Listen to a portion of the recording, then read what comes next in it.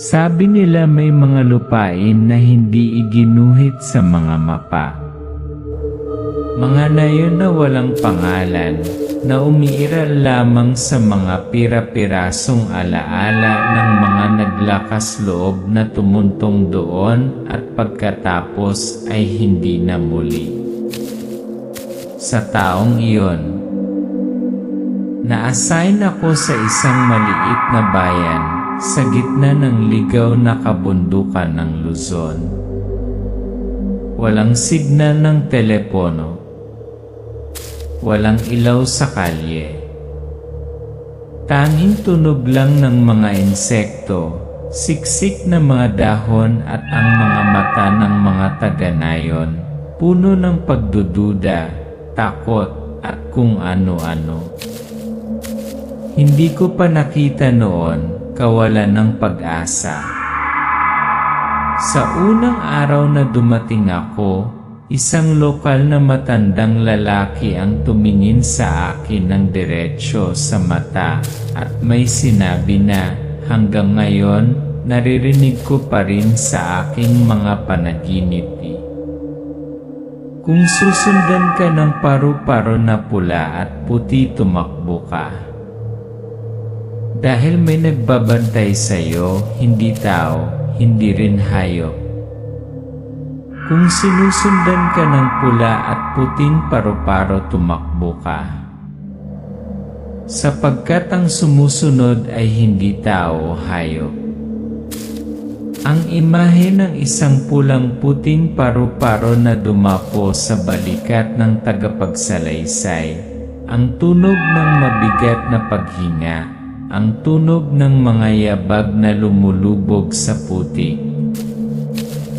Ako si Isa Gabriel.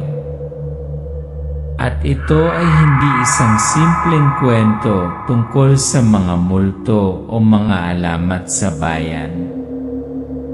Ito ay isang totoong kwento tungkol sa isang bagay na nabubuhay sa gitna natin, na may mukha ng tao, ngunit uhaw sa dugo na parang halimaw. Dati ay hindi ako naniniwala sa aswang. Ngunit pagkatapos ng gabing iyon nang makita ko ang isang bata na ang dugo ay naubos na walang patak na bumagsak sa lupa, nagsimula akong maniwala. Hindi ako naniniwala sa isang bagay na tinatawag na aswang.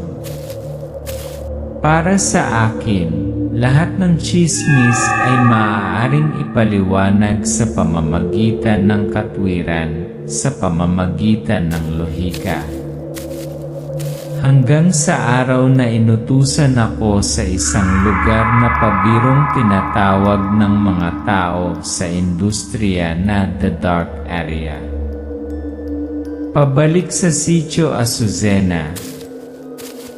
Bahagyang nanginginig ang frame, tunog ng lumang makina ng jeepney. Nakaupo si Gabriel malapit sa bintana, tumatama ang sikat ng araw sa kanyang mukha, tahimik. Hawak niya ang isang lumang larawan, ang kanyang ama na nakauniforme. Malambot at malungkot ang background music. Ang pangalan ko ay Gabriel. Rango Lay Isa. Ang anak ng isang bayani na minsang huminto sa isang armadong pagnanakaw at hindi na bumalik. Ang eksena ng pagbabarilin ng kanyang ama, nahulog ang baril sa sahig ng semento, nabasa ng dugo ang kanyang kamiseta. Pinili kong maging pulis dahil gusto kong ipagpatuloy ang landas na iniwan niya. Ngunit pagkatapos ng kamatayang iyon, hindi na ako naniniwala na laging nananaig ang hustisya. The car rolls onto the dirt road, the nameplate is blurred, Sitio Azucena, laging tahimik pero mapanganib. Nakilala ang matandang nagbabantay sa pasukan ng ngayon.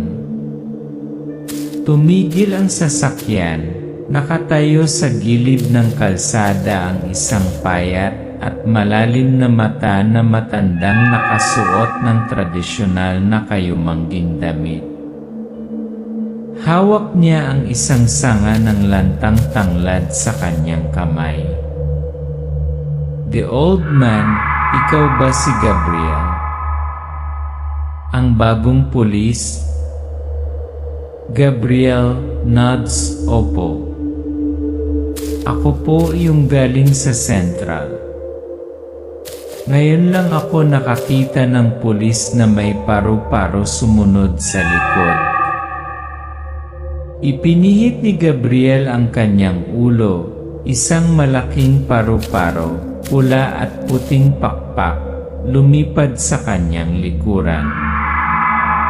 Paru-paro na yan hindi normal. Hindi lang insekto. Kapag sumusunod sa iyo, may nakitang mula sa dilim. Close-up ng mga mata ni Gabriel, ang liwanag na naaninag mula sa mga pakpak ng butterfly ay dumadaan sa kanyang mga pupil. Scene 3, On the Way to the Village, pagsasalaysay na pinaghalo sa mga flashback. Ito ang unang pagkakataon na nakakita ako ng butterfly na nagpanginig sa akin ng ganoon. Hindi dahil ito ay maganda, ngunit dahil alam nito kung sino ako. Kasama ni Gabriel sa paglalakad ang matanda sa masukal na kagubatan, makapal ang mga puno, madulas ang daan. Kinailangan nilang tumawid sa isang maliit na batis. Mula nang mawala ang tatlong bata, ang nayon na ito ay hindi na pareho. Ang mga matatanda ay hindi lumalabas pagkatapos ng alas negatibo 6. Ang mga bata ay laging may dalang bawang. Hindi na sila tinatawag ng mga tao na aswang dahil hindi na nila kailangang itago ang kanilang mga mukha. Ang unang gabi sa pansamantalang bahay na gawa sa kahoy. Nakaupo si Gabriel at nagsusulat sa kanyang diary. Tinitingnan ang larawan ng kanyang ama. Umihip ng malakas ang hangin, kumikislap ang lampara ng langis. Sa labas, ang tunog ng magaan na mga yabag na humahampas sa lupa pagkatapos ay tumigil. Hindi ko alam kung ano ang mas nakakatakot. Ang dilim sa labas ng pansamantalang kahoy na bahay na ito. O ang kahungkagan sa loob ko, kung saan namatay ang aking pananampalataya kasama ng aking ama. Muling dumaong sa rehas ng bintana ang dalawang kulay na paru-paro. Ang mga mata nito ay bahagyang kuminang pagkatapos ay nawala. Dumating ako para maging isang pulis. Ngunit ang kailangan kong harapin ay hindi sumusunod sa batas. At marahil ay hindi mula sa mundong ito. Sa ikatlong araw ay nanatili ako sa Sitio Azucena, isang bangkay ang natagpuan. Ang katawan ng isang bata sa tabi ng batis. Mahina ang ulan. Nagtipon-tipon ang isang grupo ng mga taga-nayon. Nakakadurog ng puso ang iyak. Ang pulis na si Gabriel ay yumuko sa katawan ng isang batang lalaki. Nanlupaypay ang katawan, dilat ang mga mata, Nakabuka ang bibig na parang sumisigaw bago mamatay. Walang nakamamatay na sugat. Walang dugo. Walang palatandaan ng pakikibaka. 2 ngipin lang ang marka, malalim sa leeg. Mother, ang anak ko may pumatay sa kanya. Pero hindi tao iyon. Matatanda, aswang yan. Ganyan-ganyan din ang hitsura ng mga pinapatay nila noong dekada 80. Hinawakan ni Gabriel ang balat ng bata, malamig, tuyo na parang bangkay ng ahas. Binawi niya ang kanyang kamay. Sa unang pagkakataon, naramdaman kong hindi ako handa sa mga nangyayari. Galit ni Popoy. Nang gabing iyon, sa isang restaurant sa baryo. Si Popoy, isang matangkad na lalaki, ahit ang ulo, malabo ang mga mata, ay nakikipagtalo sa isang matandang babae tungkol sa pagdaraan sa bahay ng ibang tao sa gabi. Popoy galit, bakit? Dahil ba may bata na namatay, ako agad ang may kasalanan. The old lady, hindi ko sinabi iyon pero ikaw lang ang nakita malapit sa ilog kagabi. Binaliktad ni Popoy ang mesa, ibinagsak ang kamao, nabasag ang baso. Si Popoy ang sagisag ng takot sa nayon na ito. Isang lalaking minsan nang sumalakay sa isang pinaghihinalaang aswang at nakalaya pa rin. Walang nangahas na hawakan siya. Walang nangahas na tingnan siya sa mata. At ako nagsimulang mas bigyang pansin siya. Ang mga unang senyales ng isang bagay na hindi pangkaraniwan. Gabi. Nagpapatrol si Gabriel ng mag-isa. Lumilipad ang flashlight sa kakahuyan, wala hanggang sa huminto siya. Ang isang lubid ay binibitbit sa isang sanga ng puno, ang isang binuhos na manok ay nakasabit, ang dugo ay tumutulo sa lupa. Isang kakaibang simbolo ang iginuhit sa uling sa paanan ng manok. Isang tanda ng pagsasakripisyo. O isang masakit na biro. O isang ritual na ipatawag ang isang bagay na hindi sa mundong ito. A whisper comes from the bushes, Gabriel. Gabriel, hindi ka ligtas dito. Siya ay nagniningning ng kanyang liwanag, walang sinuman. Tanging ang pula at puting paru-paro lamang ang umaaligid sa kanyang tainga. Mga nawawalang bata. Kinaumagahan, nagtipon-tipon ang mga taga-nayon sa barangay hall. Sumigaw ang isang ina, hawak ang kamiseta ng isang batang babae. Mother, wala po siya sa pagising ko. Nakasara naman ang pinto. Saan siya dinala? Nagsimulang magsismisan ang mga tao. Bumangon ang mga alingaungaw, aswang, Popoy, lintek na barya sa harap ng bahay, bambang ng dugo. Nakita ko ang isang komunidad na nawasak. Walang nagtiwala kahit kanino. Walang nagsabi ng totoo. Natatakot sila sa kanilang mga kapitbahay at sa kanilang sarili. Nagsisimulang mawala ng kontrol si Popoy. Nakasalubong ni Gabriel si Popoy na mag-isang nakaupo sa tabi ng batis. Nanlilisik ang mga mata, may hawak na buto ng dugo. Gabriel, Popoy, anong hawak mo diyan? Popoy, hininga, nanginginig, hindi ko alam. Hindi ko alam kung bakit may dugo sa kamay ko. Pero parang may bumubulong sa akin tuwing gabi. Tumingin si Gabriel, ang buto ay buto ng braso ng tao. Ang aswang ay hindi laging lumalabas na may mga kuko at pangil.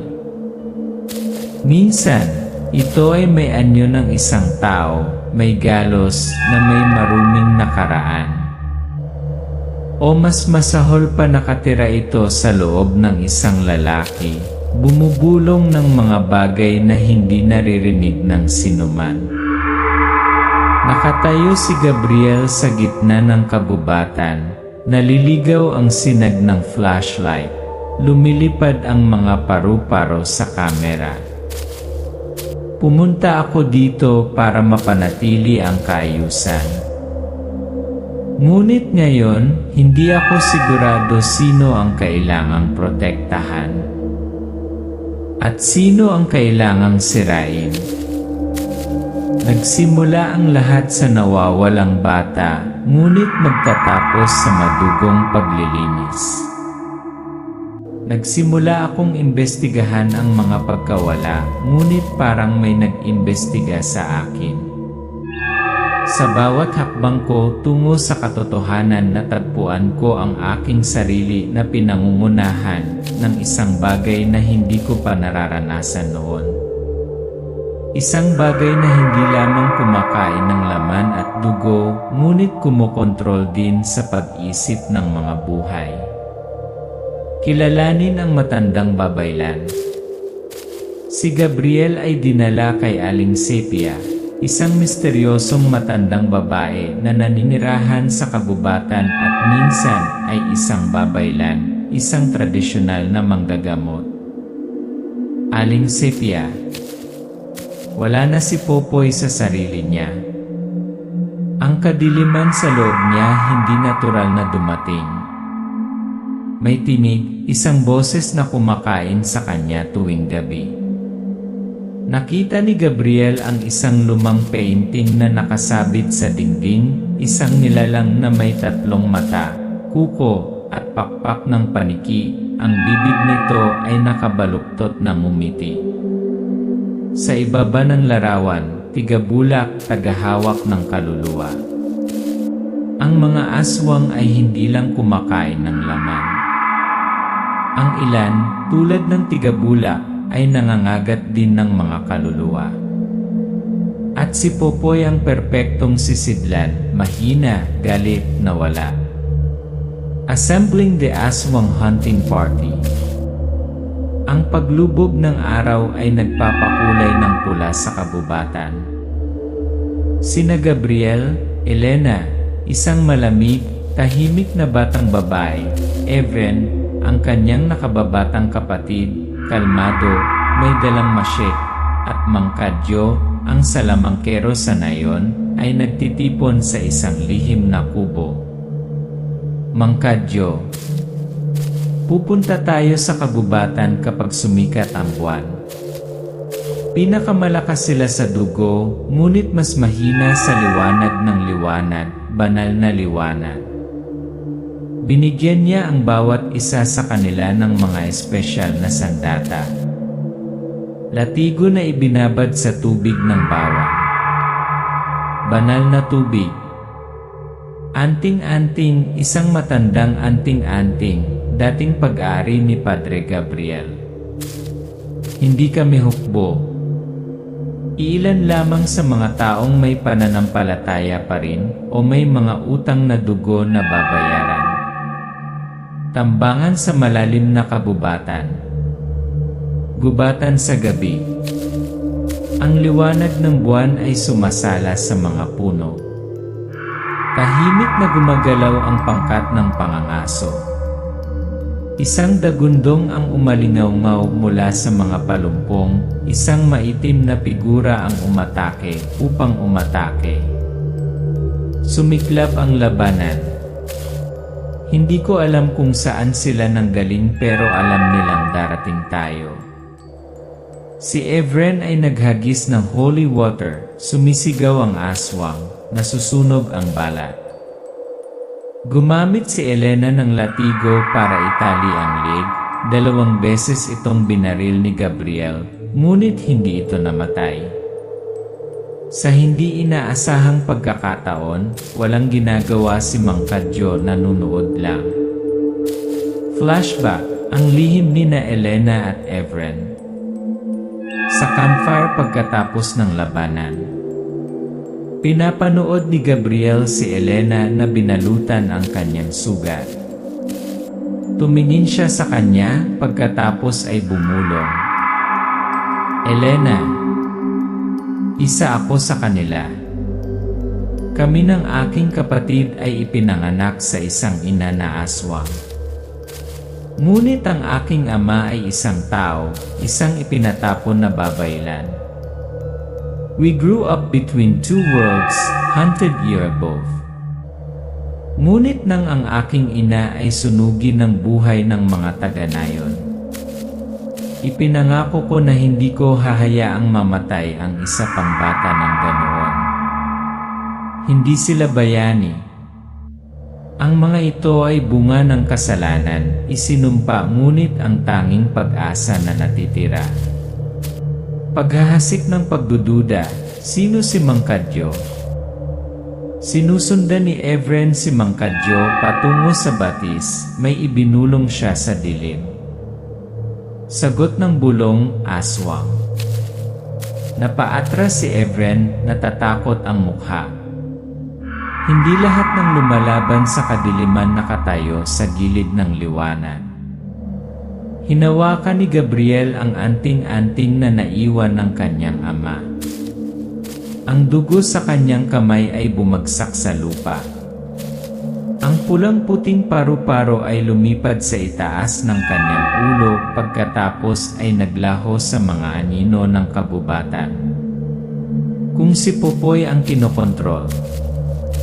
Kung gayon sino ang humihila ng mga string sa likod?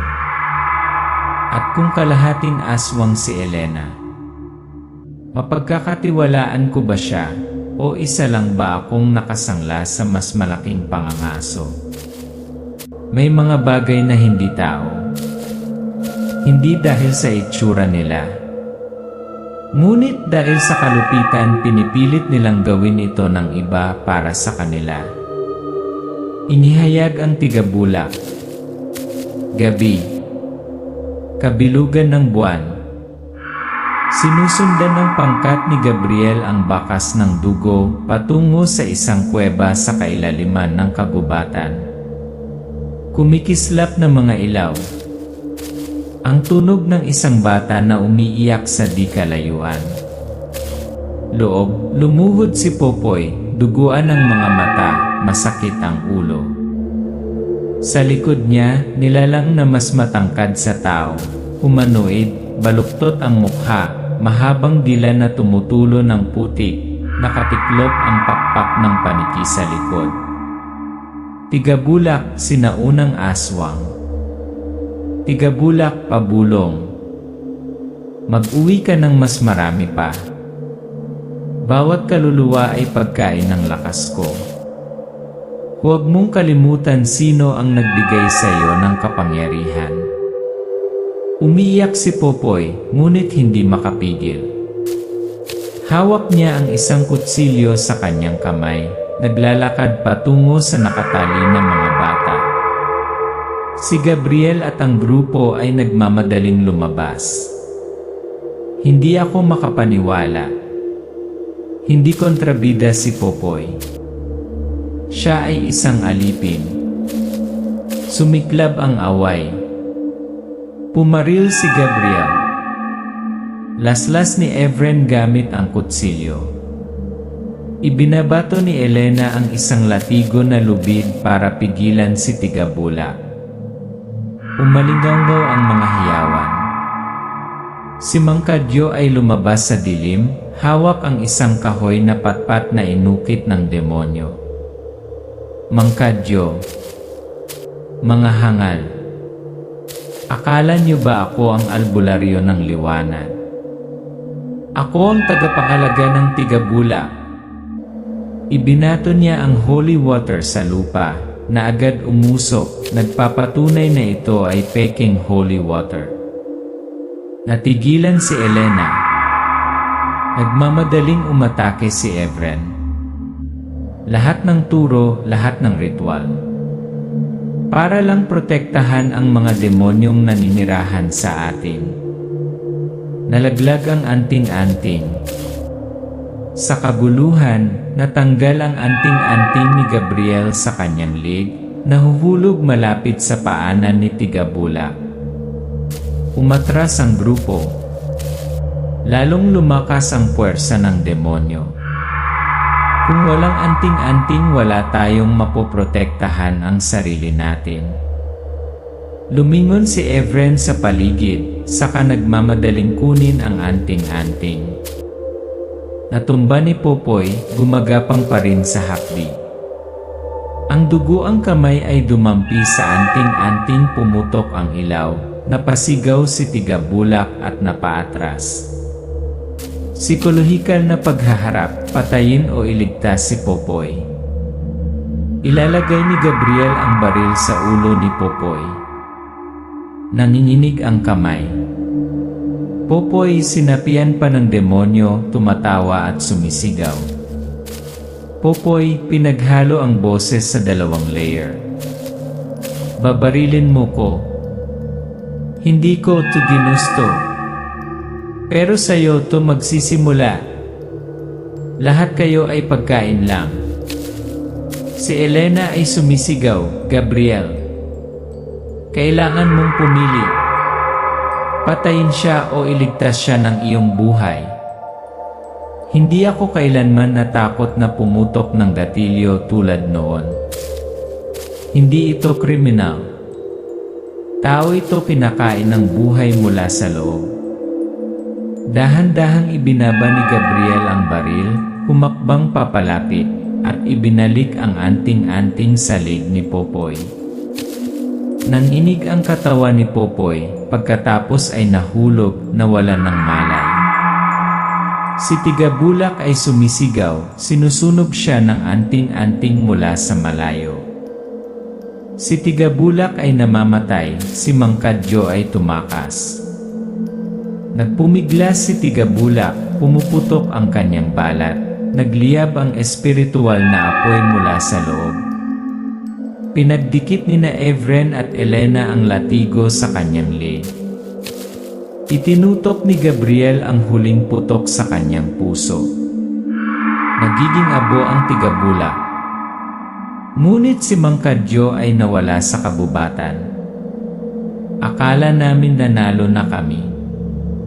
Ngunit alam ko ang mga demonyong tulad niya ay hindi namamatay ng mag-isa. Palagi silang nag-iwan mga kahalili. Umupo si Gabriel sa tabi ng nagising na si Popoy. Umiiyak, walang laman ang mga mata. Popoy, naaalala ko lahat ng ginawa ko, pero hindi ko mapigilan. Ilang taon ko nang naririnig ang boses niya sa utak ko. Isang batang lalaki mula sa simula ng pelikula ay tumitingin kay Gabriel at nagtanong, "Opisyal, kung mabuting tao ka, bakit mo hinayaang mabuhay ang isang tulad niyan?" Hindi ko alam kung paano sasagutin yan. Alam ko lang, minsan ang tunay na kasamaan ay wala sa napakapangit na anyo. Ngunit sa mga pagpili na pinilit nating gawin. Tapos tumigil ang pagdurugo. Pero ang kapayapaan hindi na talaga bumalik. Nagkaroon lang ng katahimikan. Nagising si Popoy pagkatapos makalaya. Nakahiga si Popoy sa kama. Ang liwanag ng umaga ay sumisinag sa mga bulat. Ang kanyang mukha ay maputla, ang kanyang mga mata ay lumubog, ngunit sa unang pagkakataon ay tila alerto siya. Popoy, nakita ko lahat.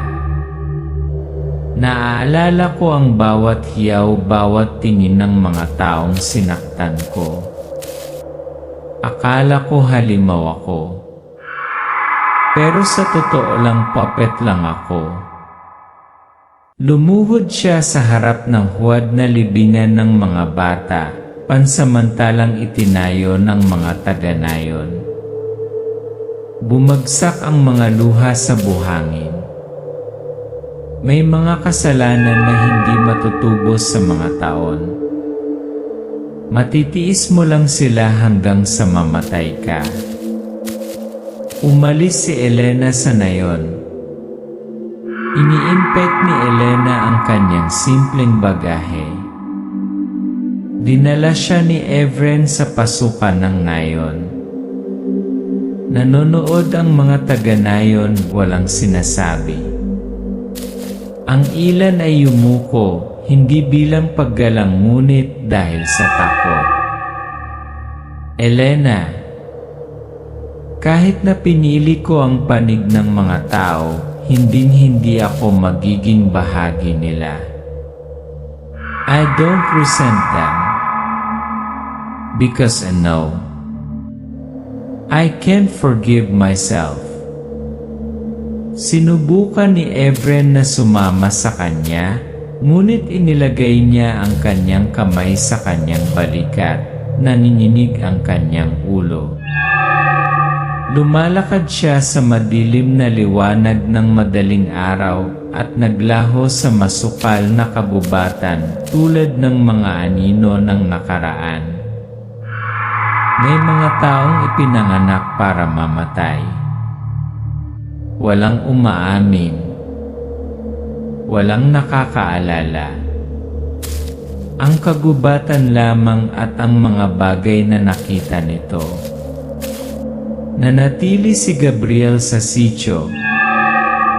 Nakatayo si Gabriel sa gilid ng bundok, nakatingin sa maliit na nayon. Nasa kamay niya ang lumang anting-anting, ang kalawang na pilak na tanikala, dating sa kanyang ama. Mag-isa siyang nagpapatrolya sa kabubatan, sa pagkakataong ito ay walang takot. Sa kanyang tagiliran ay isang baril. Sa kanyang mga mata ay kalmado. Pumunta ako rito bilang isang opisyal na may batas, tanda, at mga bronze na bala. Ngayon nananatili ako bilang isang bantay. Hindi para sa mga order. Hindi para sa kasikatan.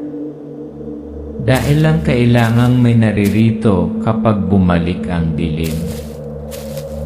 Final twist, the butterfly returns. Gabi. Umupo si Gabriel sa tabi ng apoy sa harap ng bahay. Lumabas si Evren para iabot sa kanya ang isang tasa ng kape. Ang hangin ay umihip, isang tuyong dahon ang nahuhulog, pagkatapos ang mga pulang-puting pagmuni-muni ay dumaan sa lens ng kamera. Itinaas ni Gabriel ang kanyang ulo. Sa rehas, isang dalawang kulay na paru-paro. Ang mga pakpak nito ay pumutok ng dahan-dahan, ritmo na parang nagmamasid. Namilog ang mga mata ni Gabriel. Ngunit sa pagkakataong ito, hindi siya nagpanik. Bumalik na. Ngunit hindi ako ang parehong tao noong unang araw. Malakas ang hangin. Kumakaluskos ang mga puno. Dahan-dahang umatras ang kamera, hanggang sa natitira na lang ang kumikislap na liwanag ng apoy, at lumipad ang malabong pakpak sa kalangitan sa gabi. hindi namamatay ang mga aswang. Pinapalitan lang nila ang taong nakamaskara.